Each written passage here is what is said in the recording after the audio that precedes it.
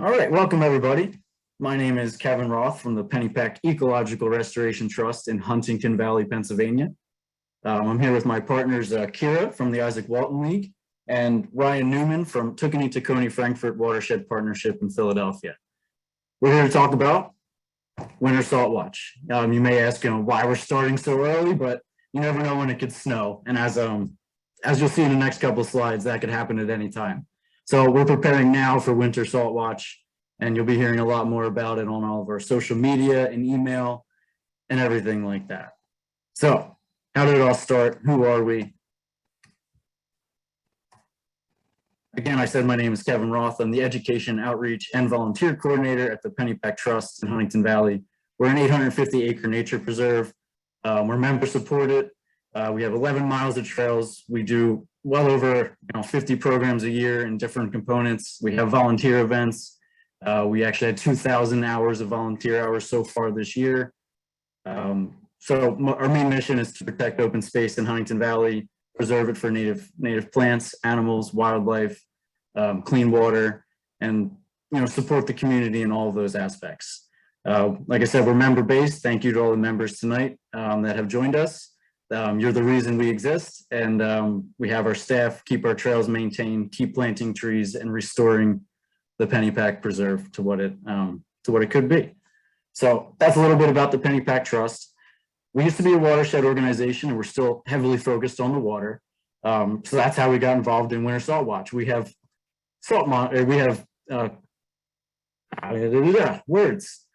We have monitors in the creek that measure connectivity, temperature, depth every 5 minutes continuously throughout the day. And this transmits data to our website so we can monitor it from the office, essentially.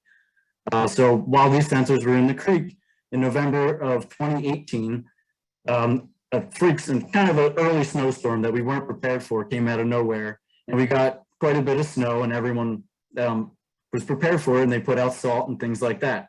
So the two charts you're seeing here is connectivity is the red line, and water depth is the blue line. As you see, the water line tends to go up and the connectivity goes down. That's a normal rainstorm. But as you see on the bottom, the opposite happens. When the water goes up, so did the conductivity. And this raised questions because one, the conductivity was almost triple of what it was normally during a non-snow event. So that raised our questions. Why did this happen? And then we noticed that not many of the roads were salted, and the township didn't seem prepared for it. So we were really wondering, well, where did this salt spike come from? So after some investigation, we kind of found that it came from homeowners, local businesses, and strip malls and things like that. Right? Regular folks, you and I. We were the ones doing the oversalting because it didn't happen from the township, and the roads weren't salted. So that really raised a question, and how do we let people know that, hey, this is a problem and we can do something about it? And what is that problem? Who do we talk to? What do we do about it? That's when we found the Izaak Walton League of America and their Winter Salt Watch program.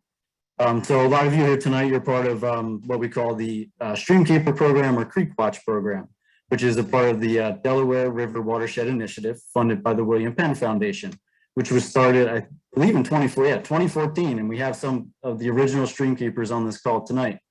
So when we started this in 2018, we got our streamkeepers and our creek watchers involved and said, hey, what can they do about it? Then the Izaak Walton League, they sent us their test strips.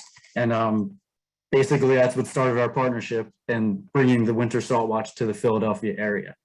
So long story short, I could talk more about all of that, but that's how we got involved. That's why we got concerned. And that's when we realized, we need to spread awareness and get the public involved in this. And Izaak Walton League really took us to the next level.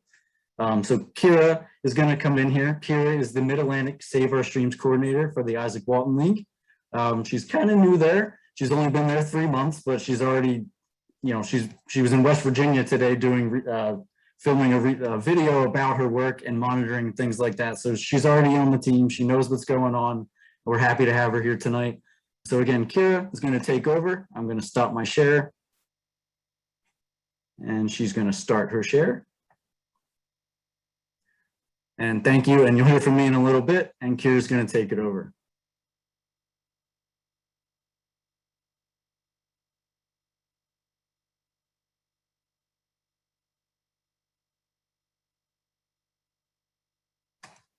Kira, I think you're on mute. Yes, I am. Okay, take two. Okay, so can you all see my screen? Yes, we can. Yes. Great. Okay, so my name is Kira Carney, and I am the Mid-Atlantic Save Our Streams coordinator. Like Kevin said, I just started 3 months ago. So hopefully if I can't answer your question today, one of my illustrious partners can support me, or you can reach out by email and I can hopefully answer all of your questions. But if you haven't heard of the Izaak Walton League before, we are also a membership-based organization. We have 38,000 members across the country, and we are celebrating 100 years next year. And we are a conservation-based organization that works to preserve and protect natural resources for today and for generations to come. So the program we are talking about today is Winter Salt Watch, and we also have a lot of other clean water initiatives.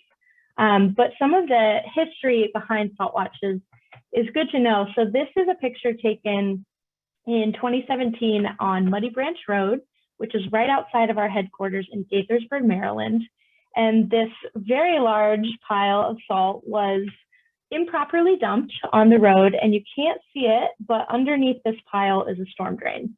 And so our staff and our fellow at the time was very concerned about the impact that the salt would have on the Muddy Branch stream, which runs right through our property. And he started calling the city and the county, trying to get it cleaned up, was met with a little bit of a slow/no response, saying, you know, a little bit of confusion as to whose responsibility it was. He ended up writing letters to the editor to the Washington Post, which was published, and he started testing for chloride levels. And they saw that the chloride levels in the Muddy Branch stream jumped from 30 parts per million to 600 parts per million. So that's an enormous leap. And it made them think, well, you know, road salt is used all over the country. If this is an issue right outside of our conservation organization's headquarters, where else is it an issue? So Winter Salt Watch was born. And in early 2018, we launched the program officially and started sending out kits. And some of the goals of Winter Salt Watch are to raise awareness in the general public about the connection between road salt and stream health, to identify chloride hotspots in freshwater, because it's hard to take action and it's hard to get people to mobilize and get potentially decision makers in our communities to listen without data. So having that data really supports our work. And also empowering communities to advocate for smarter salt application, and sharing results with private landowners, businesses, and local and state agencies. So why do we care about road salt? There are a lot of reasons. The first of which is the wildlife impacts that occur from high chloride levels. As you all can probably guess, all of the critters that we find in our streams and our rivers and our ponds are freshwater critters. So when those salt levels increase, they are impacted. And it can impact larger fish, and it does, but it really impacts the most the microorganisms, and those form the base of our food chain. They're highly sensitive, and so when levels of chloride change in our streams, they can be impacted, they can die off, and that really cascades through the rest of the food chain. So it's really important that we protect them. It's also a critical issue in vernal pools, because those pools, the chloride levels can actually accumulate more severely just because it is standing water. And then lastly, our mammals, you know, our deer, other types of mammals that exist in our ecosystems, they're drinking from this water. And I don't want to drink salt water. They also don't want to drink salt water. But there are human impacts that we are also concerned about. So chloride is different than chlorine. It is not a disinfectant. It doesn't disinfect our water.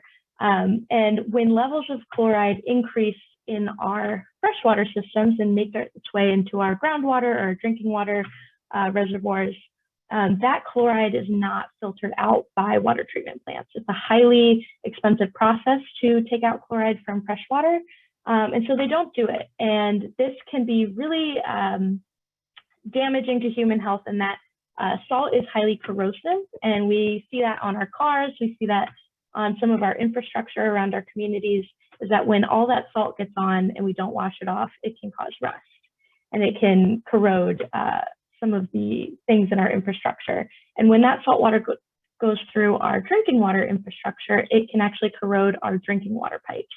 And this can cause really serious issues like leaching metals, lead poisoning. So we really want to make sure we're preventing that. And so the drinking water impacts can range from low with low chloride levels to actually very, very serious that we want to prevent. And so what can you do about this? You can join the Salt Watch and you can request a free kit from the Izaak Walton League. Each kit comes with 4 chloride strips, which read levels between 30 and 600 parts per million. If you start to test and find that your levels are well above 600, that's a big issue. We want to make sure we're acting on that quickly, but we also have test strips that can read those higher levels. We hope you do not encounter that, but let us know if you do. Also in the kit, we have sample testing instructions, everything you need to know about collecting your data and submitting it. And then also this conversion chart. So the conversion chart is specific to the strips that you get. They're all part of a lot that has a similar expiration date, and the conversions can be a little bit different between lots. So you just want to make sure you're using the right conversion chart with your right test strips. And so when should you monitor? We like to ask that you go out before a winter storm, and time potentially is running out on that one. Let's hopefully maybe get to Halloween before a snowstorm. But before a winter storm, just to get a baseline reading of where your streams are at prior to winter and prior to a salting application. And then you want to test again after salt has been applied to your roads. And then again at the first warm day or the first rainstorm after that salting application, because we want to see how much of that salt that was applied has made it into our streams. And then your 4th strip, we like to ask that maybe you do it in spring after all of the snow is melted, but you can use that at your discretion. And so how to participate, it's a very easy process. I think Kevin's going to show you a little bit more about how to actually do the test. But to submit your data to us, it's a very easy process. You take a picture of your strip with that card, you download the Water Reporter app to your smartphone, and you just submit that picture. If it's a little bit difficult to use the app for you, you also have the option to upload it on your desktop or even email us a picture of your card and your strip with your location, but hopefully it should be pretty easy for all of you to use that app. So this is what a great submission looks like. So this is an example of how you hold that conversion chart up, you have your strip next to it, and this helps us quality assure that data, just to get 2 sets of eyes on it. And then in Water Reporter, it'll tag your location, tell us where you are at. And you can also choose to include some descriptive information with your post. So this person wrote where they took it, the date and the time, and then also some background on when the roads were salted and when it snowed and when there was a melt or a rain event. So all of that data is really helpful to us. Now, just to give you guys some overview of the data in your region, this is the map of 2018-2019 chloride results. So that year, I believe we had 92 submissions in your region. And you can tell on this map that there are varying color dots. So greens are good, which means they are probably falling within that 0 to 30 parts per million chloride levels. And then we also have some red and orange, which means those are either high or toxic levels of chloride. Here's 2019 to 2020. That year, we actually had less submissions because if you recall, that was a bit of a milder winter. I believe we had 83 submissions then. And just a note, despite that being a milder winter, and despite, say this winter we don't get a lot of snow, it's still really important to get out and test because there are some regions of the country, and we're seeing this increasingly so, where chloride is continuing to increase regardless of salt application. We're seeing high levels of chloride even throughout the summer. And chloride is one of those pollutants that once it's in the water, it stays. It really accumulates in our system. So that's why prevention is so important. So even if we don't get a lot of snow this summer, keep testing, use those test strips. And you can see 2020 to 2021 was a big boom of a year. We had over 200 submissions in your region. Unfortunately, there is a lot of red there. So hopefully we can see some better levels this year. But all of that data is so important because it gives us more information about the issue and really kind of pads our toolkit for us to be able to have those conversations about how to make a difference. And here's just a nice little infographic of that map again. This is again 2020 to 2021. Your region had 28% streams with toxic levels of chloride and 23% with high levels. So that's definitely higher than we would like to see. And here's one more map. I believe it's broken down by the watersheds in your region. If someone else on the call is more familiar with which watersheds are which, you can pipe up. But as you can see, there are a few watersheds with over that EPA's 230 parts per million toxicity level. The 0 to 30 parts per million is what we consider naturally occurring normal levels. And then just to give some context to this program, this is all of the SaltWatch data submitted last year. So as you can see, the program has grown a lot. And while I was not here when SaltWatch was born, I have been told that the Philadelphia region is really responsible for kind of the momentum that SaltWatch has gotten. A lot of your organizations, a lot of your community members really picked up the program quite quickly, thanks to our on-the-ground partners on this call. And just give yourselves a big pat on the back for really being responsible for SaltWatch making such a difference across the country. And then let's see. So after you collect your data, you might be thinking, well, what do I do next? So first off, that data is an essential tool in all of the conversations that you will have moving forward. So you want to collect that data and then start to have these conversations. So if you're finding high levels of chloride, find out who in your community is applying salt and maybe have conversations with them. You can report your high salt readings to your local watershed entities or to your local county or city boards, whatever government agencies you think should hear. You can call your county departments of environmental protection. They would definitely be interested in your data. You can also call your Department of Transportations, and that's more so that they get a lot of calls of people who are upset that there's not enough salt. And while this program is definitely not encouraging no salt use, we want to encourage responsible salt use.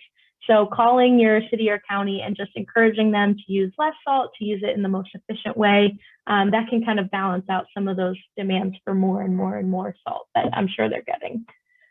You can also write a letter to the editor of your newspaper, send letters to your representatives, make your voice heard.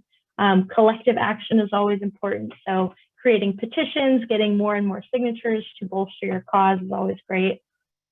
And then sharing best practices. So we have a ton of resources on our website on what is smart salting, how much do you use, what is considered an effective amount, and what's too much.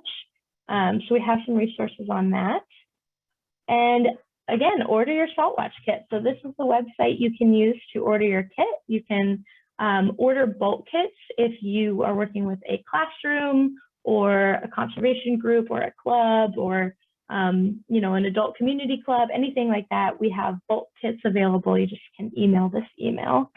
But before I finish, I just want to take y'all to the website real quick and just give you a little tour. So this is our Winter SaltWatch website, and this is where you can request your kit. So take SaltWatch Pledge, you'll put your name and information in, and that will tell us that you want a kit. We also have a great story map on our website that kind of gives the story of the SaltWatch program and more information. And then we have a findings page where you can go through an interactive map and look at all of the submissions around the country, but also in your region. This is just what's been submitted so far. So these are people putting in their data results prior to the winter season. So you can click on the dots and find out where it was, what the reading was, and stuff like that. And once your dots are up, you can look at your dots. And then the last page I want to show you is our What Can You Do page. All of these are available here on this side panel. And this has everything you need to know about how to take action in your community. So you can start at home. It looks like a 12-ounce coffee mug is the perfect amount of salt for a 20-foot driveway, which may seem like a lot less than maybe you're used to. We're used to maybe wanting that crunchy feeling beneath our feet, but more salt does not mean more effective. So knowing how much to use for your area is great. We also have sample letters to the editor, flyers that you can use, and then contact information for your legislators, your representatives, salting best practices, and then of course you can sign up for our newsletter. So I think I will end it there and take any questions that you all might have. Thank you, Kira. That was great. Yeah. I think we had the questions in the chat, but I think Ryan answered most of those. If Ryan did get to your question, can you please retype it here? There was a lot of kind of a lot of noise in there, but good stuff. If you do go to the chat, I posted the link to that website. That website has everything you need for this, everything from ordering the test strips down to sample letters to write to editors and your township. So a lot of good resources there. Okay. Definitely. And it looks like someone asked about how many strips you get.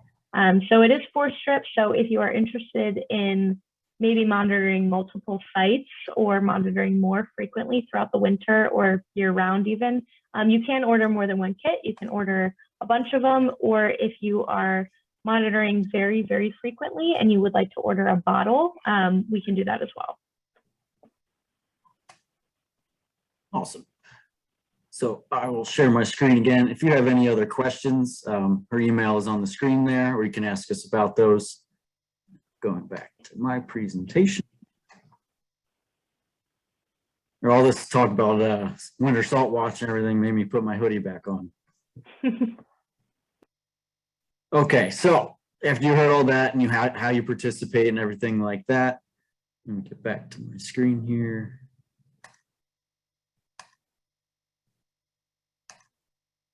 So, like I said, we were trying to find ways to get the community involved and get our stream keepers and creek watchers involved with all of our partners here from DCVA, Wissahickon Trails, TTF, Pennypack Trust, Lower American Conservancy, and the Friends of Bequesting Watershed. Each of these organizations has dedicated stream keepers or creek watchers that go to the creek once a month and monitor their sites. So this program was perfect for them to go right to their sites and put this in action. And so this way, each watershed has documented chloride readings up and down the creek during storm events.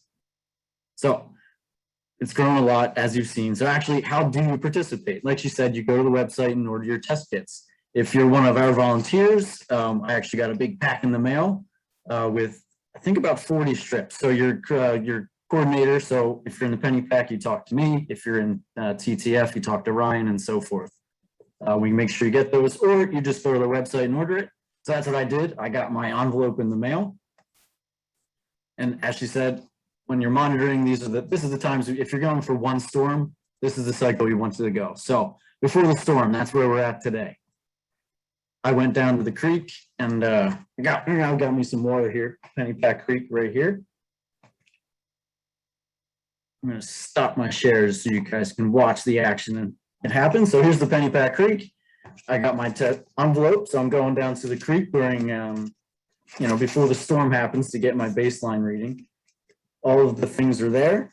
You got you can see the readings where you take your picture. You can find your parts per million, how to participate, how to submit your order, your record to water reporter, and then your test strips, the most important part. So I'm down at the creek here. I got my test strips ready to go. I'm going to pull one out. A nice airtight bag here. See, got my strip. Important to close that bag up so you don't let any extra air in there. Keep them good for the season. So I have my bare test strip here. If you pay close attention to the top of it, there's a clearish line that has the orange in it. So pay attention to that. That's what you pay attention to, and you know your test is done. When that turns all black, your test is done. So I got my test strip, and what you also need is a little cup, something like this. I use a little mason jar because it's easy to carry. You can bring a little plastic cup or anything like that, but kind of keep it small, and it's nice to keep it clear so you can see your test strip. So when you're down at the creek, you get your jar.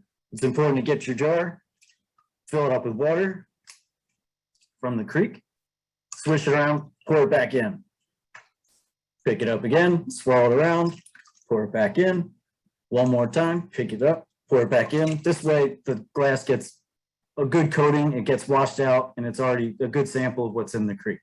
So you got your jar that you dip 3 times, dip it back in and get about an inch of water. Then simply put the test strip inside and let it sit.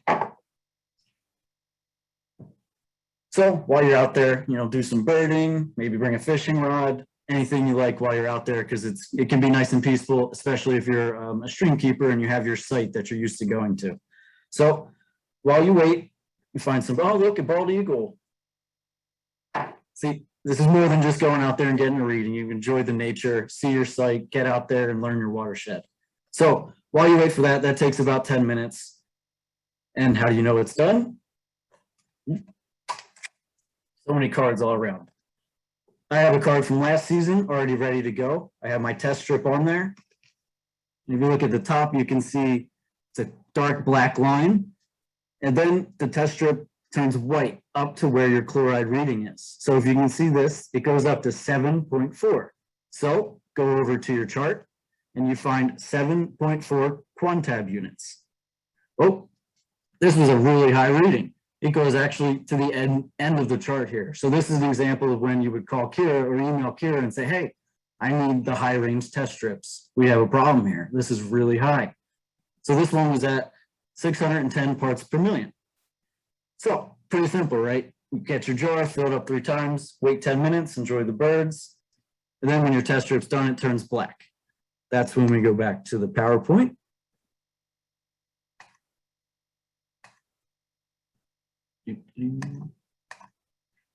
So you completed your test, you have your test strip ready, it's compared, you take your picture. This is the picture you want to take, nice and clear.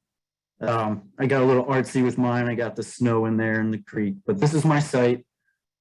This is kind of a high reading, but you have the reading there, it's nice and clear, it's a done test strip, everything is there, and it matches up to the correct reading. Like she said, the test strip has to match the card that came with it in the mail. So once you have your picture, this is when you go to the app, or if you're not on the app, you can go to the web page, the Water Reporter app.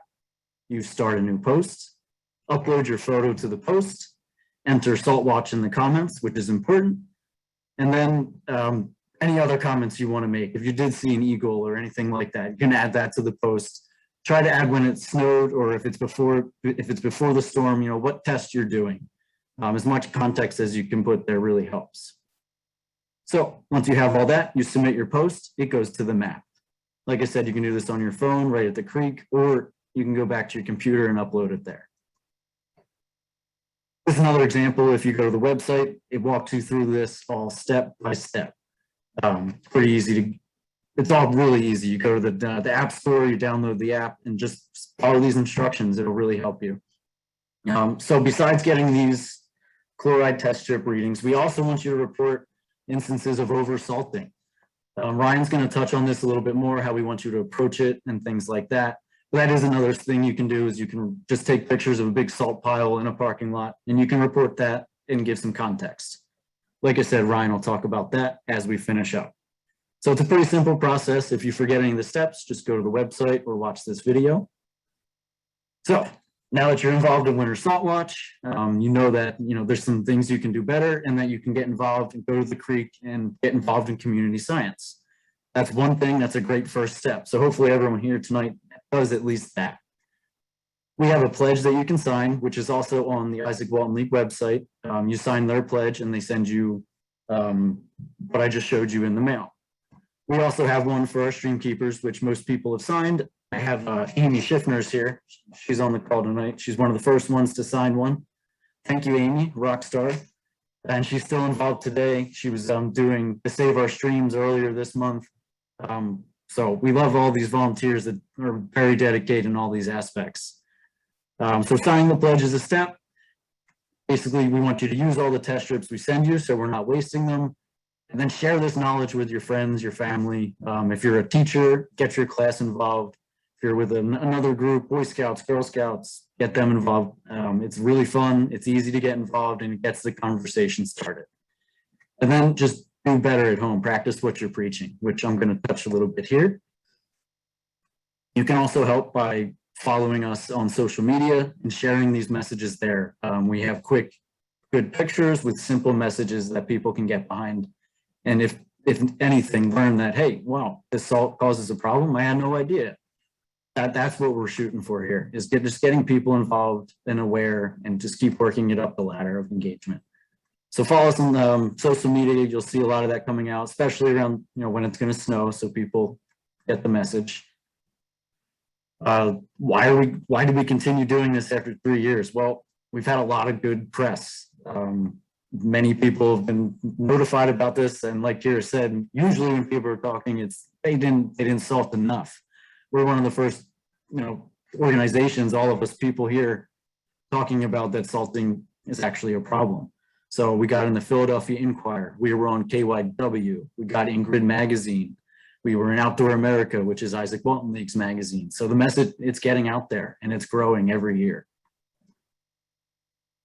So I just want to close with a few simple facts if you're new to this. And if it snows next week, you'll be prepared with these few facts.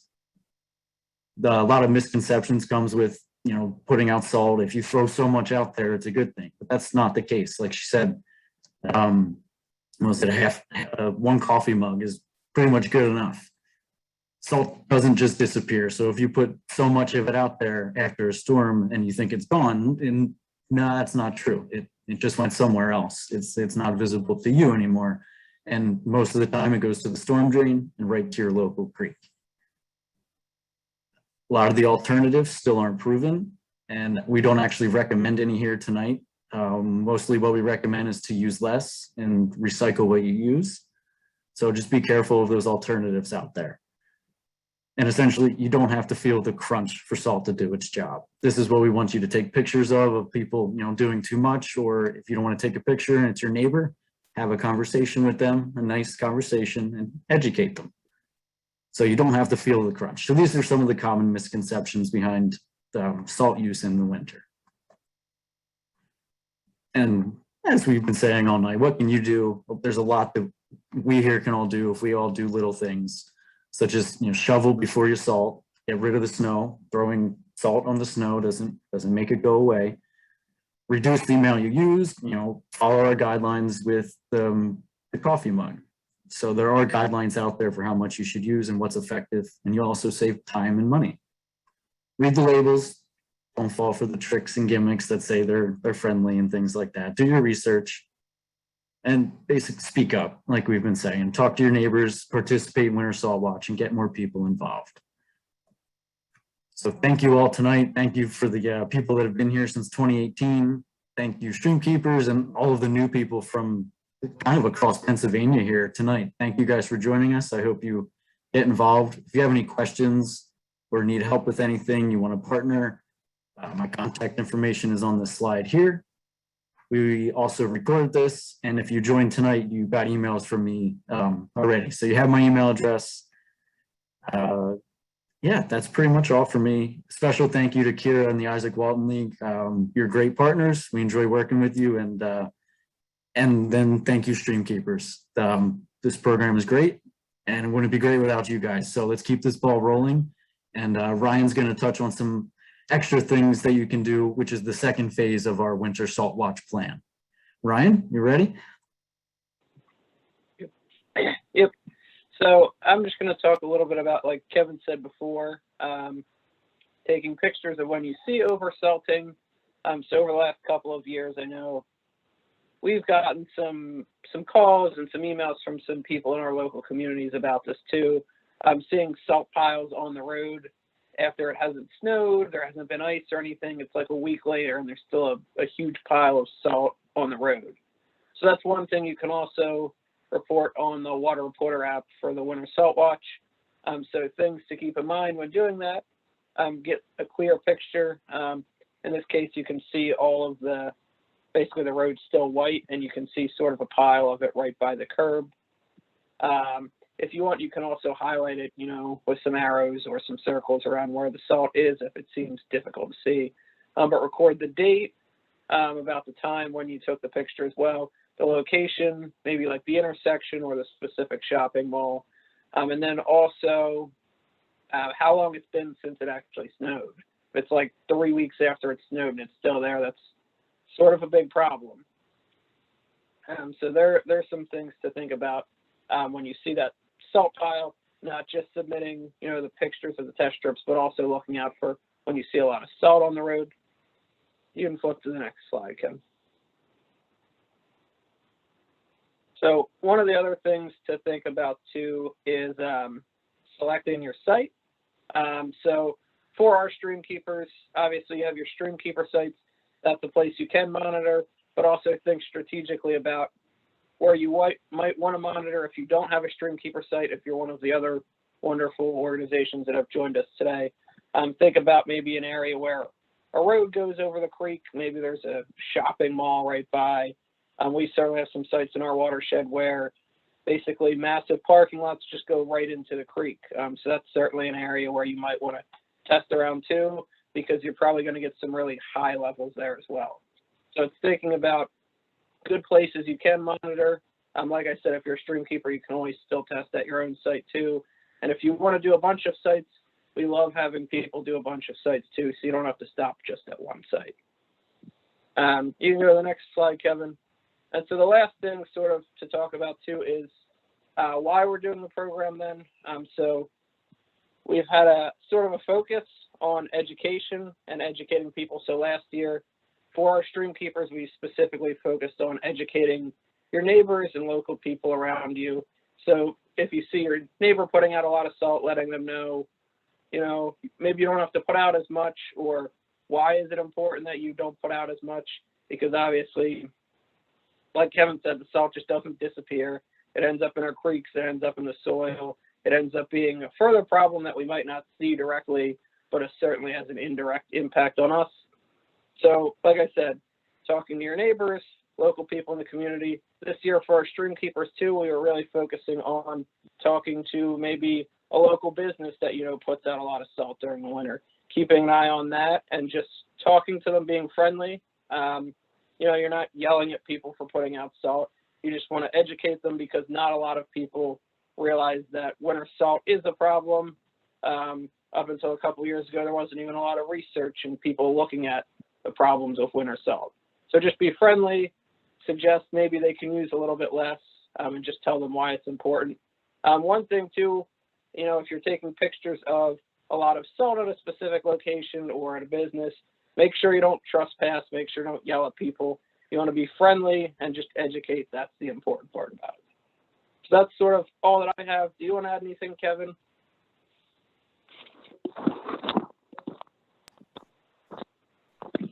No, well said, Ryan. Like, this is all about education, and yeah, you want to get mad, and you have a right to be mad that it's hurting the environment, but a lot of people just simply don't know about it. And quite frankly, many people, they'll still continue to do what they're going to do, but that's when you take the loss and move on to the next person. We want to teach the teachable people, not here to start a battle. We want to educate folks, get the message out there, make that message grow. And if you do want to take the next step, go to the website, Izaak Walton League, that's in the chat, and they have sample letters you can send to your township and other representatives. So there's great resources there. Those are all the things you can do. Go to your township meetings. Those are the best ways you guys can take this to the next level. We, like Ryan said, this was originally a 3-year plan, but then the 1 year it didn't snow, then COVID happened. So a couple hiccups in the road, but we're still getting the press out there. Like I said, the Inquirer, KYW. The more we do this, the more you guys do your monitoring and you're educating the folks, we will make a difference. So is there any other questions in the chat? I don't see many. I see Ina has a lot of good feedback here. Absolutely, getting Radnor Middle School involved would be a great idea. If you have any contacts there, just send them the website and get the conversation started. You can give them this YouTube page. You can give them my contact information as well. We're happy to help other people. Awesome. And then Sarah said, I missed a while. Did you talk about PennDOT? They often leave piles of salt. We did not go in specifically to PennDOT, but there are ways that's what we're working towards, is working towards better solutions and getting more scientists involved, even such as talking to PennDOT and getting some little mechanical fixes can make a difference. But Kira, did you guys was that on your website as well? I don't want to say anything wrong about talking to PennDOT or things like that. I know there's letters for representatives and townships and things like that. You know, I'm not sure we have specific ones for like departments of transportation at the state level, but that would be a good one for us to add.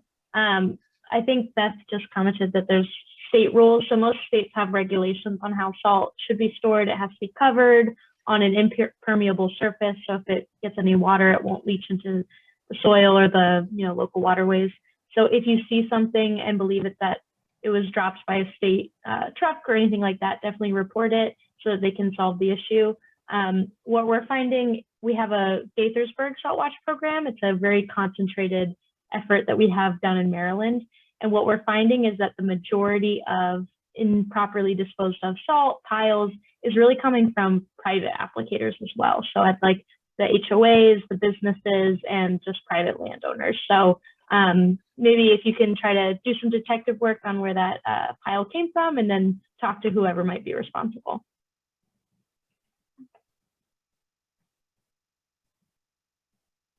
And obviously, first step you can do is take a picture of it and add it to the Water Reporter app so it's documented in a friendly way. We're going to keep stressing the friendly here. Be nice about everything we're doing. That way we get the message across and can have conversations instead of a one-way talk and battle. So, great questions. If you have any more questions, now's the time. And as soon as you get to your test trips, you guys can get out there and you can start. You can get your baseline. If you're one of my stream keepers, stop by the office tomorrow. I'll hook you up. I got the envelopes, so we're good to go. And if you're in one of the other watersheds, we'll get that figured out and we'll get these test strips to you. Or first things first, you can just order them from the website so you have some, and then we'll get you more throughout the season. So I don't see any other questions coming in, but thank you all. These are the exact questions and the conversations in the chat right now are exactly the conversations we want to start and figure out and get to that next level of PennDOT and things like that and how to communicate with them and what can actually be done. So thank you for these questions. We may not have the answer tonight, but that's exactly what we wanted out of this. So thank you all. If you have any questions, reach out to us. I'll get the recording out as soon as I can this week. And that's all from me. Have a great rest of your week. Happy fall and happy winter salt watching. Thank you, everybody.